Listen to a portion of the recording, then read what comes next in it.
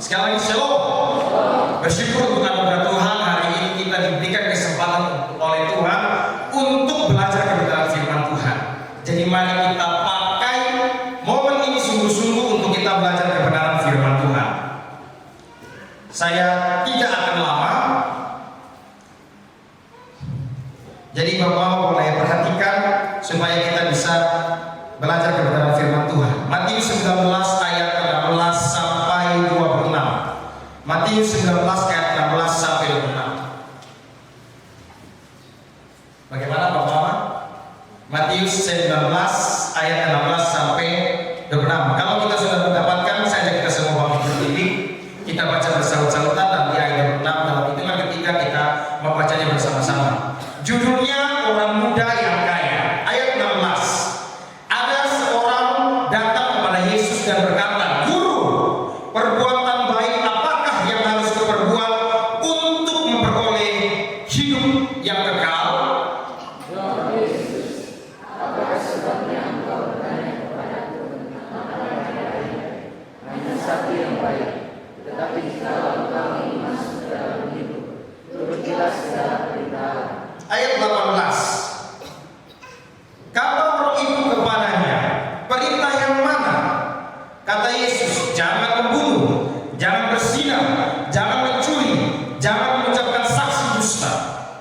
Hormatilah ayahmu dan ibumu, dan kasihilah sesama manusia seperti dirimu sendiri." Kata orang muda itu kepadanya, "Semuanya itu telah kuturuti, apalagi yang masih kurang?" Kata Yesus kepadanya, "Jika engkau hendak sempurna, pergilah, jualah segala milikmu, dan berikanlah itu kepada orang-orang miskin, maka engkau akan beroleh harta di surga. Kemudian datanglah kemari dan ikutlah aku." Ketika orang muda itu mendengar perkataan itu, pergilah ia dengan sedih sebab banyak hartanya. Yesus berkata kepada murid-muridnya, "Aku berkata kepadamu, sesungguhnya sukar sekali bagi seorang kaya untuk masuk ke dalam kerajaan surga." Ayat 24. Sekali lagi aku berkata kepadamu, lebih mudah, betul kan? Betul ya? Lebih mudah seekor unta masuk dalam lubang jarum daripada seorang kaya masuk ke dalam kerajaan Allah. Ketika murid-murid mendengar itu, sangat gemparlah mereka dan berkata, "Jika demikian, siapakah yang dapat diselamatkan?" Ayat 26, 1, 2, 3. Yesus memandang mereka dan berkata, "Bagi manusia hal ini tidak mungkin, tetapi bagi Allah segala sesuatu mungkin." Yang berbahagia ialah ia yang membaca, merenungkan kebenaran firman Tuhan, dan melakukannya dalam kehidupannya sehari-hari. Minta maaf, ayat Alkitab ini terlalu kecil untuk saya, mata belakang.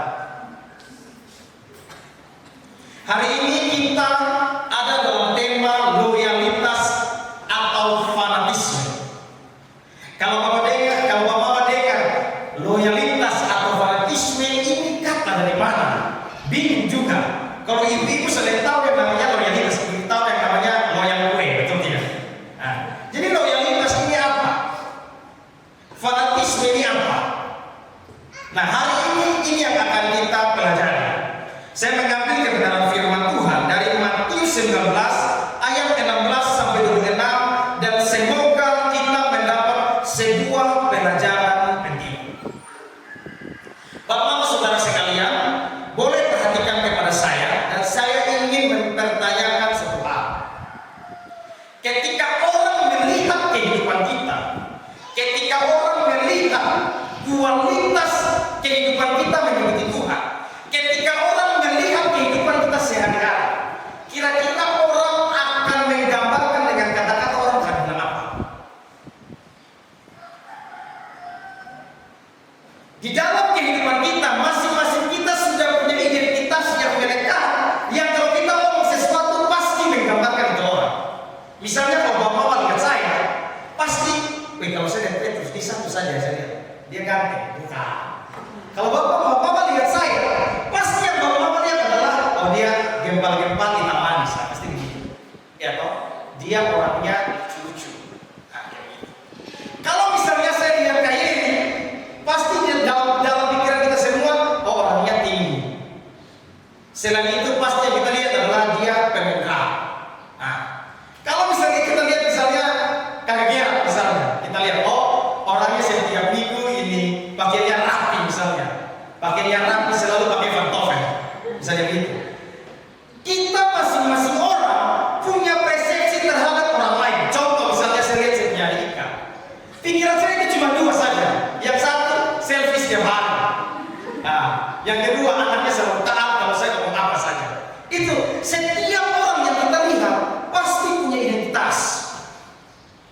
Nah pertanyaannya, ketika orang melihat kekristenan kita diidentikan sebagai apa? Ketika orang melihat kita mengiring Tuhan, kita diidentikan seperti apa? Kalau kita lihat dia nih, dia rajin berdoa, dia punya mulut bau tetangga miring. Kalau kita lihat dia nih rajin beribadah, mah. Dia kalau laki di suami, sampai di suami hilang mental dari dia. Kalau kita lihat ini bapak Tuhan ini kalau menyembah dia jadi luar biasa, mati. Tapi kalau dia kokoh dia punya anak nih, sampai dibalas dengan ini. Setiap kita ada identitas yang melekat dalam diri kita. Nah hari ini kalau kita berbicara tentang loyal atau fanatisme, sebetulnya firman Tuhan sedang datang menggugah tentang kualitas kita mengiring Tuhan seperti apa. Kualitas kita mengiring Tuhan, apakah hanya setiap minggu bergereja, setiap minggu menjadi orang Kristen yang datang ibadah, atau di dalam kehidupan kita sungguh merenungkan yang namanya mengikuti Tuhan dan menjadi orang percaya yang sejati. Nah hari ini yang akan kita pelajari bersama-sama.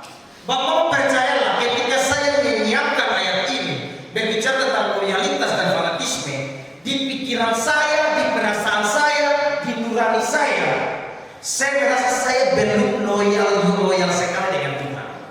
Nah, sebelum kita bahas tentang firman Tuhan, apa sih itu namanya loyal itu?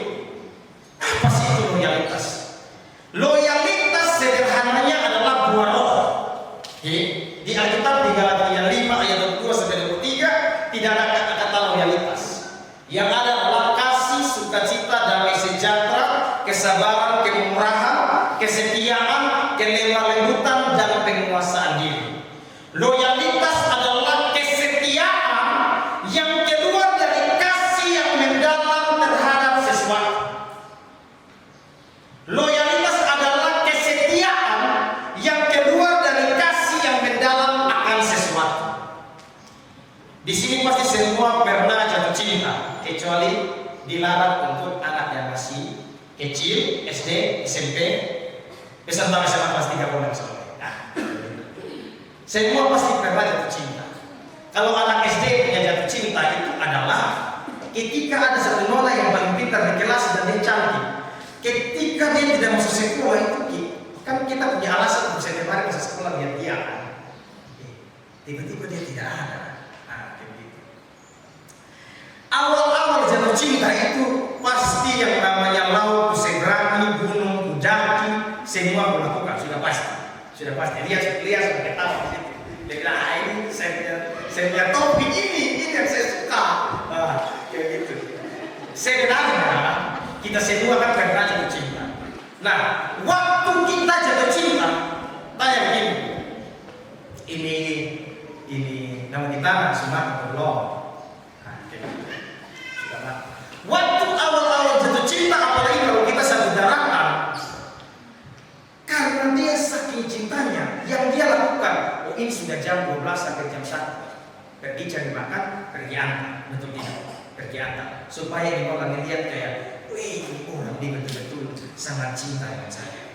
Nah, kemudian biasa kalau ini ciri-ciri, dia biasanya kalau bukan isi pulsa mesti nyong supaya bisa SMS, zaman dulu ini. Kasih SMS, yang kedua dia biasa tunggu hari 6 tahun untuk beli baju kemeja.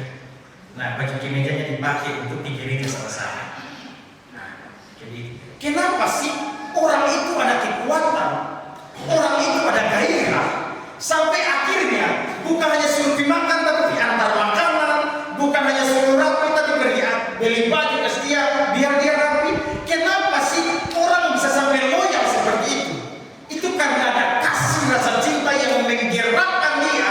sampai pada akhirnya dia melakukan pengorbanan yang besar. Makanya Bapak kalau mau mengerti arti kata loyal, Bapak lihat saja orang-orang yang jatuh cinta dalam jangka panjang yang rela melakukan apapun untuk dia bisa menunjukkan rasa cintanya. Itu arti namanya loyal. Nah, dalam pembacaan firman Tuhan hari ini dalam Matius 19 ayat 16 sampai 26, kita diperhadapkan dengan satu tokoh anak muda yang prestasinya tidak dilakukan lagi.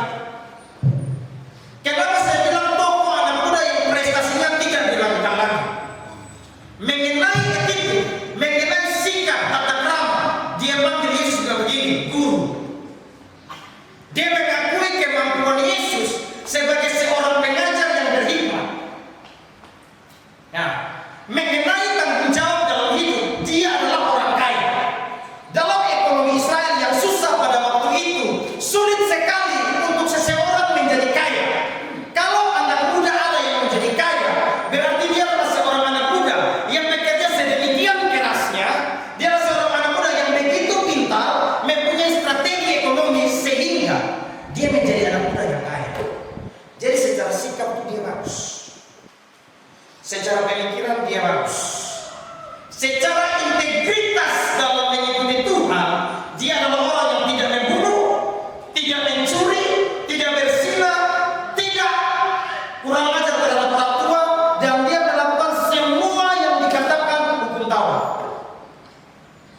Dan dia bilang begini, Tuhan, guru yang baik, apakah yang hendak aku lakukan untuk memperoleh hidup yang kekal? Yesus bilang begini, buat A, buat B, buat C. Dia bilang apa? Semuanya telah kulakukan. Terus Yesus tanya, kalau memang kamu mau sempurna, pergi juallah seluruh yang kamu punya, bagikan kepada orang miskin, ikutlah aku. Ketika ayat ini diperhadapkan kepada kita, apa respon kita? Tidak jarang saya melihat anak Tuhan dan saya melihat saya sendiri. Ketika kita telah setia mengikuti Tuhan, ketika kita sudah mempertaruhkan segalanya mengikuti Tuhan, dan keadaan buruk datang dalam kehidupan kita, kadang bisa-bisa kita kecewa dengan Tuhan. Kita kecewa dengan Tuhan. Bapak saudara sekalian, untuk saya memutuskan pulang ke Kupang, itu bukan sebuah pergumulan yang mudah. Saya sudah cerita ulang-ulang di sini, saya itu sampai menangis. Kenapa saya menangis? Lu nih, cing mati, kau pulang-pulang kembali ke orang tua juga bukan. 10 tahun saya bersama-sama dengan orang yang menurut saya cocok.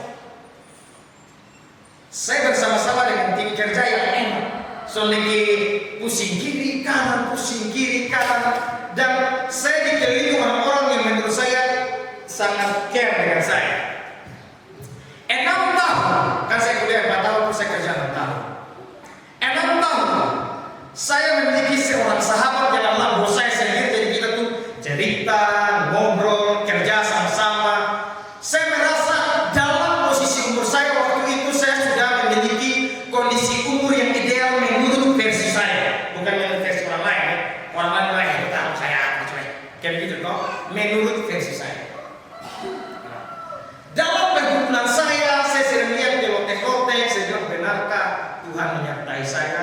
Benarkah Tuhan menyertai saya? Benarkah Tuhan akan memimpin saya? Akhirnya mari dengan saya iman, Tuhan pasti memimpin saya. Tuhan pasti memimpin saya. Dengan sisa-sisa rupiah yang saya punya, saya berjalan dengan pemikiran bahwa Tuhan pasti menyertai saya. Dan kejadian buruk terjadi. Tapi begini bapak-bapak saudara sekalian, saya waktu renungkan ini ayat, saya cuma dapat sebuah pemikiran begini. Orang yang ikut Tuhan setengah-setengah, orang yang ikut Tuhan setengah-setengah, orang yang masih hitung-hitungan dengan Tuhan, orang yang masih tahan-tahan diri tidak mau bertobat, orang yang masih tidak mau ubah dia punya karakter, percayalah, dia tidak akan pernah menjumpai dan mengerti yang namanya Tuhan jauh lebih berharga dari segalanya. Percayalah. percayalah. Tidak akan bisa. Bapak-bapak saudara sekalian, beta lupa satu orang mengata nih, beta tahu dia punya istilah bahasa Inggris, tapi beta ngomong tak kata film Alex kalau bahasa Inggris itu mati sih beta. Dia punya bahasa Indonesia itu seorang pencinta adalah seorang pejuang. Orang hanya akan mendapatkan cinta terbaik ketika dia melakukan perjuangan terbaik. Harga bayar untuk mengikuti Tuhan bukan harga bayar yang murah. Harga bayar mengikuti Tuhan adalah melepaskan semua kebanggaan yang kita punya, melepaskan semua beban yang menghalangi kita, melepaskan semua yang dikatakan dunia keamanan hidup, dan melihat Kristus sebagai pertaruhan dan dedikasi satu-satunya yang menjadi fokus hidup saya. Bapak tidak gampang. Waktu saya renungkan ini ayat, saya dapat sebuah pertanyaan begini. Saya ingin pertanyaan bukan dari diri saya. Kalau ini bukan pertanyaan dari nurani saya, maka ini pertanyaan dari Roh Kudus. Dan ini bapak-bapak akan menganggap ketawa dan konyol. Kolose 3 ayat 3 bilang, apapun yang kamu lakukan, lakukanlah seperti untuk Allah dan bukan untuk manusia. Pertanyaan yang sederhana adalah, kapan terakhir? Ini bapak perhatikan bersama-sama dengan saya. Kapan terakhir Anda minum air dan minum air untuk kemuliaan Allah? Kapan terakhir Anda meneguk segelas air dan Anda mengatakan bahwa saya minum untuk kemuliaan Allah? Tidak. Tuhan menghendaki sebuah loyalitas yang bukan ukurannya hanya agama. Tuhan menghendaki sebuah loyalitas yang ukurannya bukan hanya pintar, integritas bagus, bukan. Tuhan menghendaki sebuah loyalitas yang kedua dari pemikiran bahwa aku telah ditebus dengan darah yang mahal, dengan darah yang dihasilkan oleh seorang pribadi yang tidak memandang kemuliaannya sebagai sesuatu yang harus dipertahankan. Aku telah ditebus dengan sebuah pengorbanan yang begitu luar biasa, dan aku bukan hidupku bukan milikku lagi, tetapi milik Tuhan yang dipakai untuk kemuliaan Allah.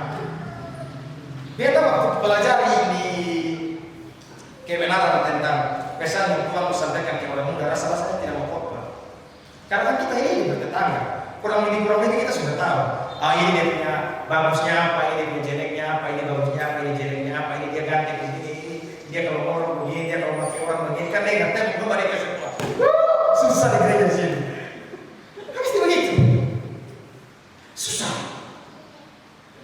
Tapi bapak percaya sampai murid-muridnya begini. Kalau misalnya pakai bapak ukuran, karena mana kita bisa masuk? Yesus tidak jawab ini kamu saya. Dia bicara A, B, C, D, E, F, G. Tidak, Yesus juga begini. Apa yang mustahil bagi manusia, tidak mustahil bagi Allah. Bapak perhatikan. Kenapa jawaban Yesus seolah-olah tidak nyambung? Yesus tidak kasih strategi, tapi yang Yesus kasih adalah sebuah jaminan. Jaminan bahwa apa yang mustahil bagi manusia adalah mungkin bagi Allah. Yesus hendak mengatakan sebuah orang yang sungguh-sungguh mengikuti Dia pasti ada penyertaan Allah yang bekerja dalam dirinya sehingga dia mungkin serupa dengan Yesus. Bapak, Tuhan tidak mungkin akan bekerja melakukan perkara baik dalam diri seseorang kalau dia masih simpan dosa. Tidak. Tuhan tidak mungkin bekerja dalam diri seseorang kalau yang urusan-urusan jangan mencuri, jangan membunuh, jangan berzina, tidak menghormati orang tua, semua itu masih batasan sederhana. Itu masih batasan sederhana. Hari ini ketika kita belajar kebenaran firman Tuhan, kita sedang dipanggil pada sebuah standar yang berbeda dimensinya. Sebuah standar yang berbeda, sebuah standar yang tidak hanya merasa aman karena saya WL, tidak merasa aman karena saya baca firman Tuhan, tidak merasa aman hanya karena saya pergi kelompok doa. Tetapi Tuhan sedang menggugat setiap hati jemaat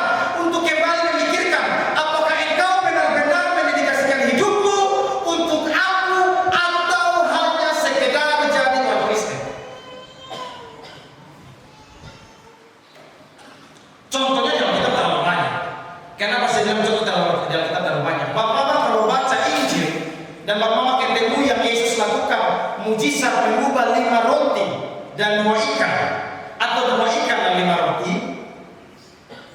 Mama akan ketemu setelah mujizat itu terjadi, yang terjadi adalah seluruh orang berbondong-bondong mengikuti dia. Ramai. Bapak tuh kota KL kasih makan ramai. Nah, beta semua gimana di atas dan kita makan penuh ramai. Kita bisa sebut Yesus berarti kembali ke ini. Senang kalau cerita tentang kekerangan. Oke, lanjut. Dia melakukan mujizat, kemudian semua ramai. Tahu Bapak-Bapak ketika orang-orang datang kepada dia, Yesus bilang apa? Yesus bilang begini, baik. Karena sudah kami, mari kita buat gereja sendiri.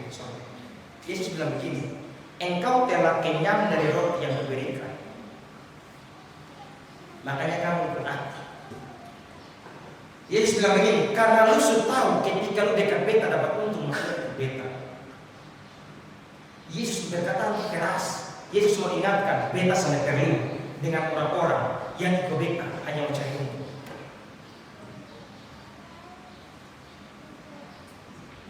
Ketika murid-murid sebelum Yesus akan dibunuh, akan disalibkan, murid-murid mulai dari Yakobus dan Yohanes datang, dong minta jabatan ke Yesus. Dan bilang boleh kau sonde kau ada di ketika engkau telah menegakkan kerajaanmu, boleh sonde kau ada di sebelah kiri dan sebelah kanan. Tahu? Yesus bilang apa? Engkau tidak akan bisa minum cawan yang akan aku minum. Kenapa? Dia menggugah sikap loyalitas yang dibaliknya ada transaksi. Sikap loyalitas yang dibaliknya ada transaksi itu seperti apa?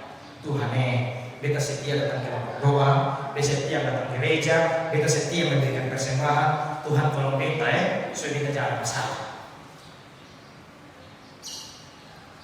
Nah kita pasti semua sudah pernah alami, entah sakit berkepanjangan atau masalah berkepanjangan. Kadang-kadang kita bertanya,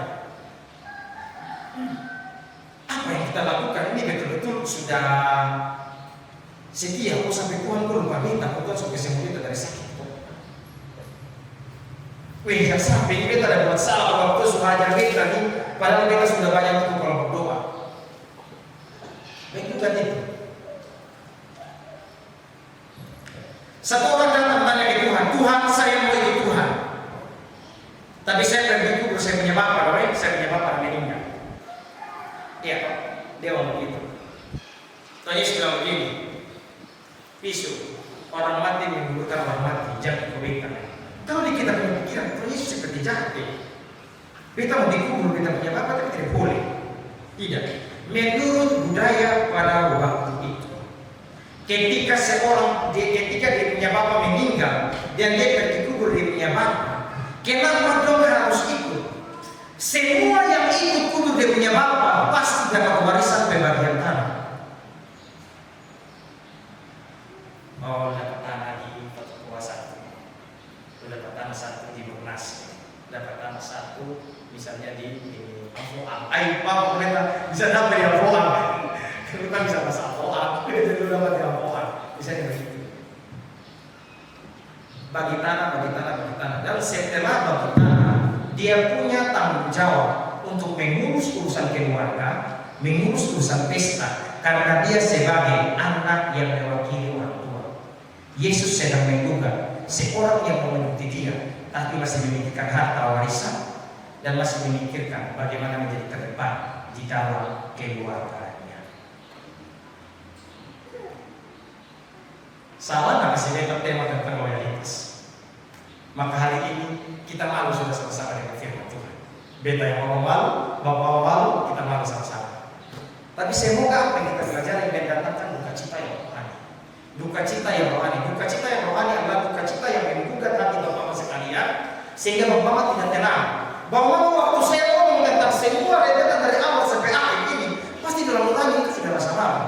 Kalau dalam nurani tidak rasa malu, maka minta Tuhan untuk menggugah hati bapak. Karena percayalah, musik setiap minggu tidak cukup untuk menyambut Tuhan. Khotbah setiap minggu sini tidak cukup untuk menyambut Tuhan. Bapak kalau perlu tidak cukup untuk menyambut Tuhan. Semua yang kita lakukan Ini Bapak Madikan, ini kunci dari apa yang saya mau sampaikan. Ini kunci dari apa yang saya mau sampaikan. Ketika orang melihat saya dan ketika Tuhan melihat saya, orang akan lihat seperti satu gambar, ada utuhnya, ada lubangnya. Ini kekurangannya A, B, C, D, E, F, G. Ya toh? Ini kelebihannya A, B, C, D, E, F, G. Ketika orang melihat kepala, oh ini kekurangannya A, B, C, D, E, ini kelebihannya A, B, C, D. Semua kita sama. Terus apa sih yang menjadi dasar kita? Apa sih yang menjadi dasar kita? Bapak pulang baca Filipi 3. Bapak akan ketemu bahwa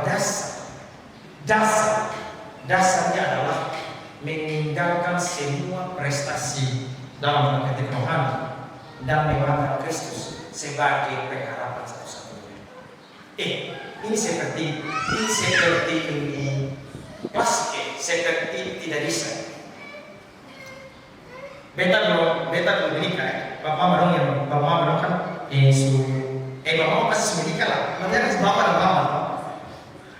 Ini pasti Bapak belum kan yang sudah menikah. Ini beta tanya saja. Kalau tidak pernah juga tidak apa-apa. Pernah tidak awal-awal pernikahan dan lihat dia punya istri ini, khususnya bapak-bapak ya, lihat dia punya istri senyum. Pernah tidak? Bapak-bapak tolong bilang kalau ada, pernah tidak?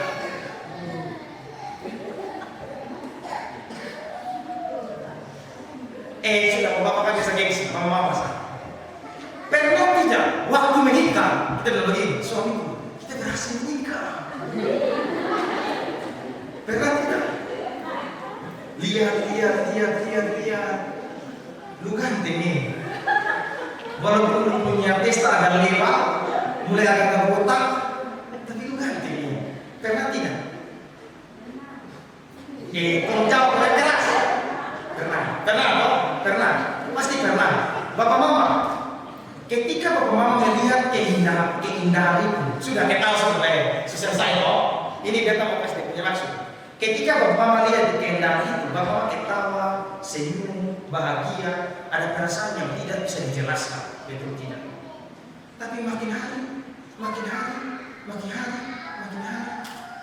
boleh kata-kata punya manis, namun nyai anak yang tengah. Lu semakin berdoa, lu sudah minum, kita beli baju kasih dulu. Logo itu bekasi. Kalau merah buka, saya jangan motor. Kalau merah besar, jangan. Lu sudah lama berdoa. Tapi bapak melihat melalui perjalanan waktu, seolah-olah suami yang ganteng itu mulai kurang ganteng. Karena apa? Beta menikah dengan orang yang setiap hari sih. Satu minggu satu kali buat beta menangis. Beta ini sakit. Kadang-kadang dia omong di beta ini sudah pikir panjang. Iya toh. Suami dia dengan istri. Dulu dia omong namanya anak ketangga anak mone. Sekarang dia omong di Rimon dia mau.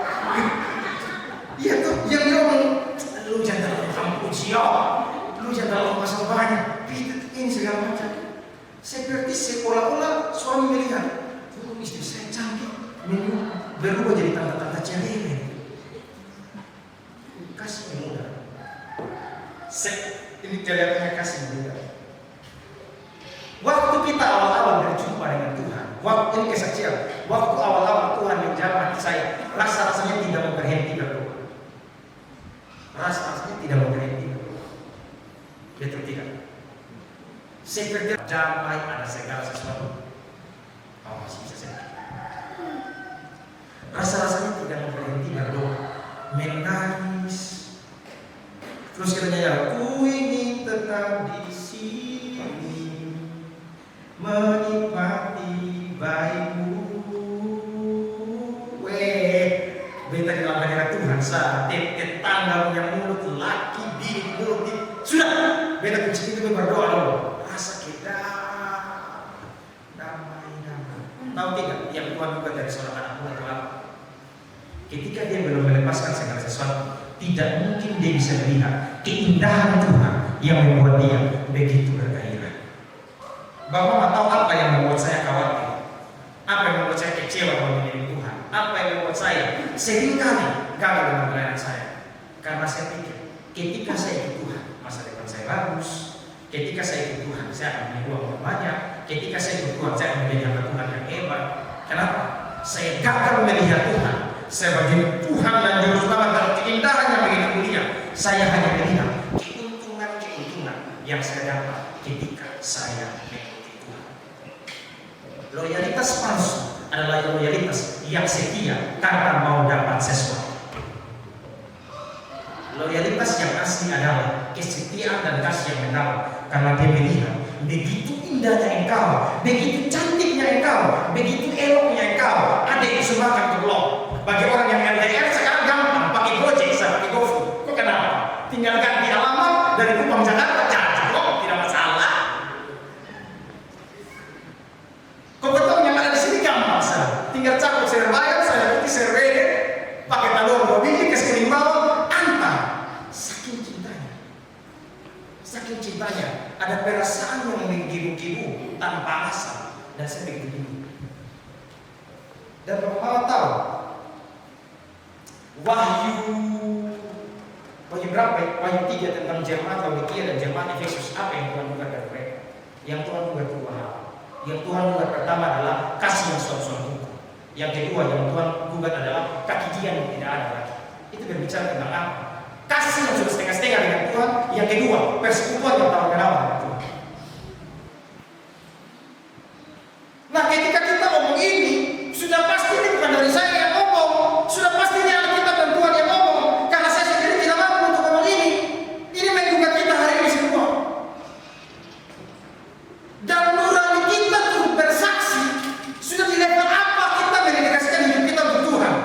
Masing-masing di sini coba periksa nurani. Kita akan ketemu ada berbagai level yang kita tidak puas. Saya sudah tidak puas kok. Pasti bapak-bapak lagi tidak puas lagi.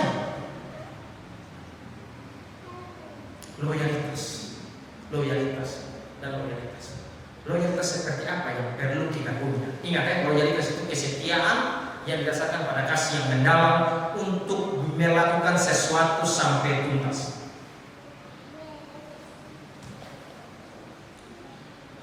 Contoh yang paling bagus tentang loyalitas adalah Yesus Kristus sendiri. Kenapa saya bilang contoh yang paling bagus adalah Yesus Kristus sendiri? Dia melepaskan semua yang dia punya.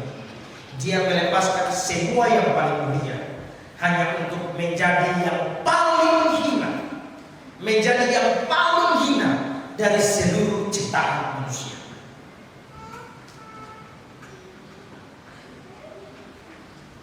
Contoh loyalitas yang kedua kita bisa lihat Paulus.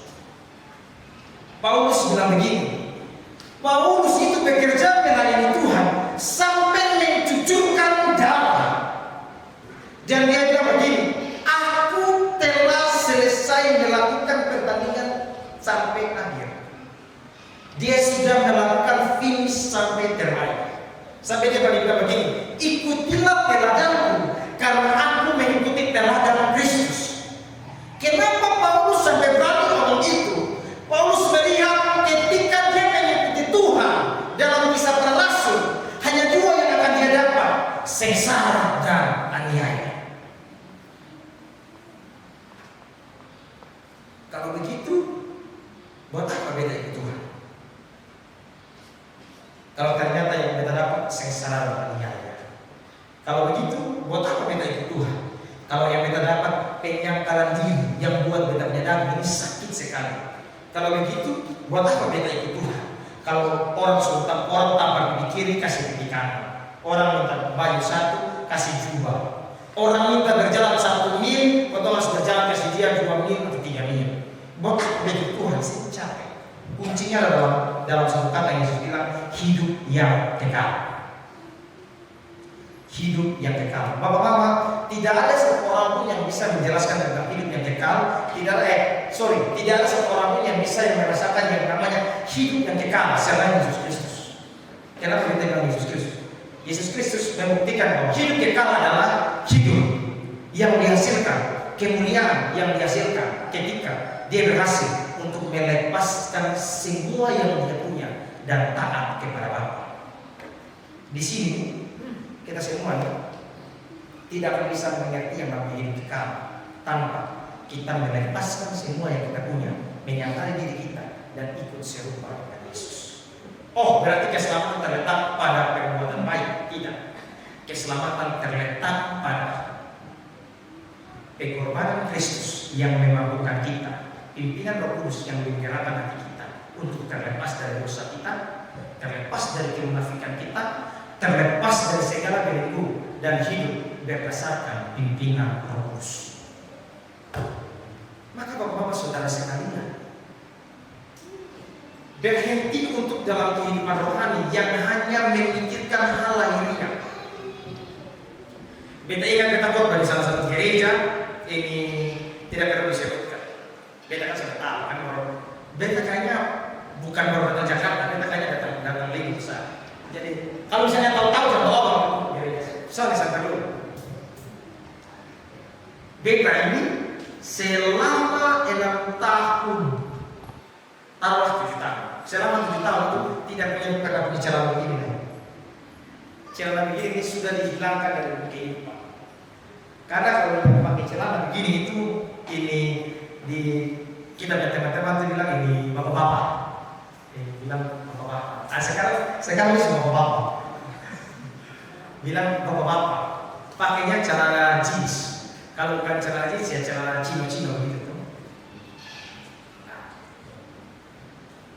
Kemudian beta ingat tahun kedua beta jadi koordinator musik di punya gereja, dilarang pakai batik untuk di praise and worship. Dilarang pakai batik.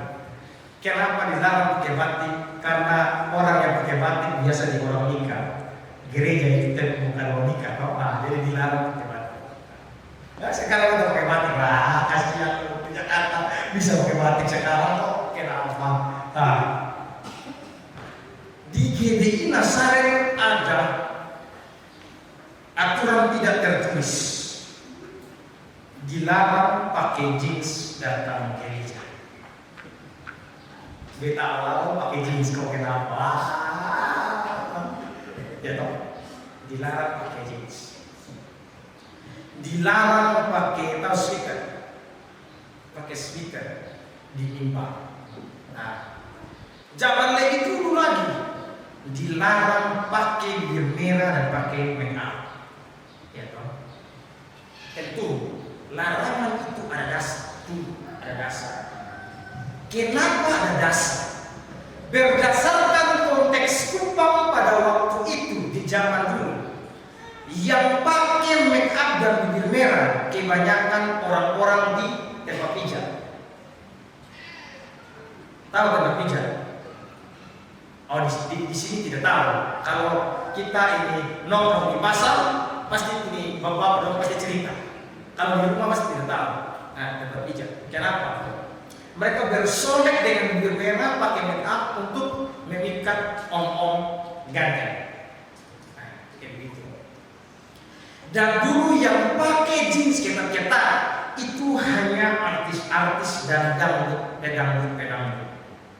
Makanya kenapa muncul aturan tidak tertulis itu, agar orang Kristen tidak mengidentikan dirinya, tidak menyamakan dirinya dengan orang-orang yang seperti itu. Sama. Kenapa sih saya dilarang pakai celana kain dan pakai baju batik di gereja saya di Jakarta? Bukan karena Tuhan Yesus marah, tetapi karena penampilan saya tidak menggambarkan budaya gereja di sana. Nah, tetapi apakah itu dosa di hadapan Tuhan? Tidak dosa di hadapan Tuhan. Tetapi itu berbicara tentang kesediaan kita untuk menjadi orang Kristen yang sesuai konteks budaya. Maka Bapak-Bapak Saudara sekalian, dengan adanya media sosial seperti TikTok, seperti Instagram, seperti YouTube dan lain-lain, maka jangan heran nanti 5 atau 10 tahun lagi gereja kita nanti di WL itu sudah pakai jeans dan sudah pakai sneaker. Karena kenapa? Karena gereja kita sudah pasang AC berdiri. Soalnya AC dulu kenapa? Saking dinginnya. Ini bapak-bapak sekarang yang pakai gaun-gaun begini, nanti kalau AC nanti ngerinya, kemana. Pasti Bapak Mama datang pakai jaket.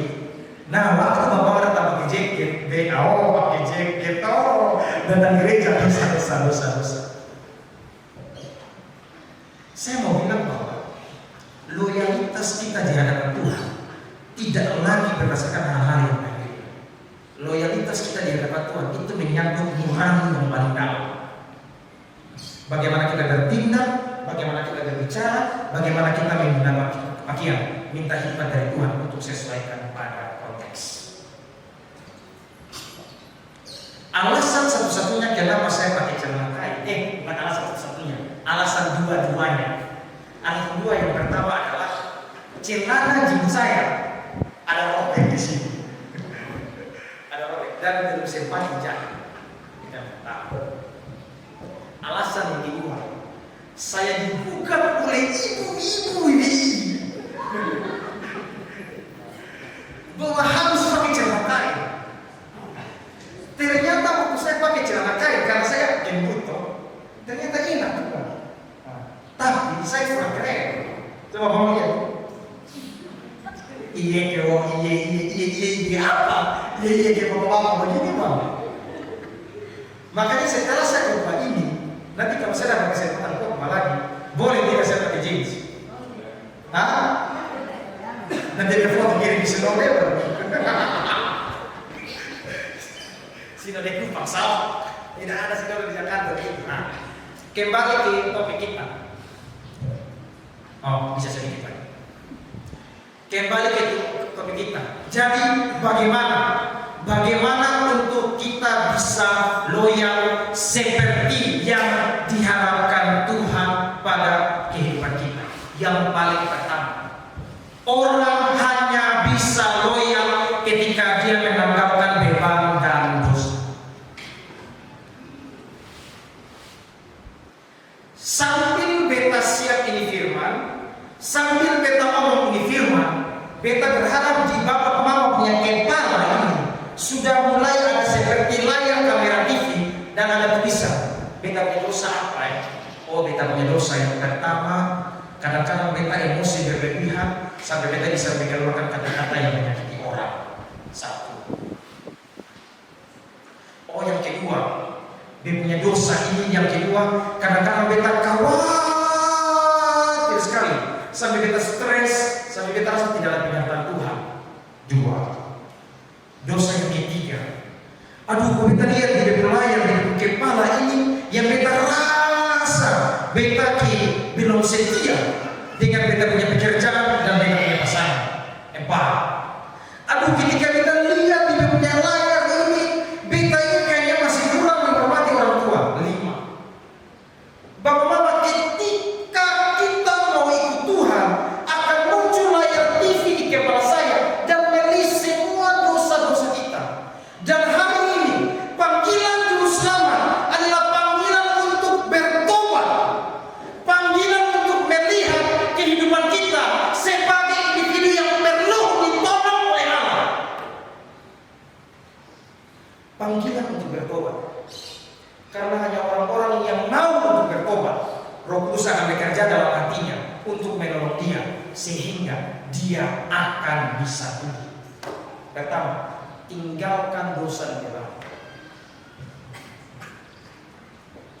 Yang kedua, kalau itu belum sedikit sampai pantai. Yang kedua, orang tidak akan bisa loyal. Yang kedua, kalau dia hitung-hitungan dengan Tuhan. Orang tidak mungkin bisa loyal kalau dia hitung-hitungan dengan Tuhan. Terlalu apa juga harus pelayanan? Kemudian kita dapat apa? Iya. Terlalu apa juga? Sudah. Duduk sah. Kamu dapat apa? Kamu dapat apa sih? Nah, paling puji-puji sana, sedikit-sedikit sana. Tidak bisa. Kalau memangnya kita ikut Tuhan, kita bisa dapat apa sih? Lagi kita fokus kerja. Kau bukan ada kau malaikat datang kirim makanan di sini, kau beta langsung kenyang, langsung tidur. Sudah begitu kok. Bapak-bapak saudara sekalian, ketika kita berjalan, ketika kita bercermin pada sejarah hidup Yesus, Yesus tidak mempertanyakan sama sekali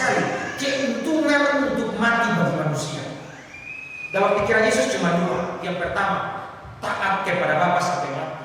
Dan yang kedua, manusia semuanya harus diselamatkan. Dua itu saja. Dia tidak pernah hitung-hitungan. Penyebab yang berikut orang tidak bisa loyal. Yang pertama, tanggalkan beban dan dosa. Yang kedua, hitung-hitungan dengan Tuhan. Yang ketiga, kesombongan. Beta sudah pernah bahas di rumah siang yang hari Jumat kemarin. Kesombongan yang terdapat pada orang Kristen bukan kesombongan karena harta benda. Ada juga orang Kristen di belahan dunia yang sombong. Tapi kesombongan yang terdapat pada orang Kristen adalah dengan apa ini? Menyibukkan dirinya sesibuk mungkin sampai tidak ada waktu untuk bergantung dengan Tuhan melalui doa dan baca Alkitab. Saking sibuknya, sekarang ini kalau orang tidak sibuk kan rasa seperti bagaimana? Saking sibuknya, sampai-sampai tidak ada waktu untuk bergantung kepada Allah lewat berdoa dan membaca Alkitab. Saya selalu bilang di mana-mana, berdoa dan baca Alkitab tidak menyelamatkan Anda dan tidak membawa Anda ke surga. Tapi berdoa dan baca Alkitab akan menggugah hati kita untuk kita mengakui bahwa kita lemah dan kita butuh pertolongan Allah. Karena di dalam doa kita bisa mengetahui kerapuhan kita sebagai manusia dan kemahakuasaan Allah. Di dalam Alkitab kita bisa mengerti bahwa Allah begitu berdedikasi mengerjakan karya keselamatan untuk bisa kita sama-sama reuni di surga.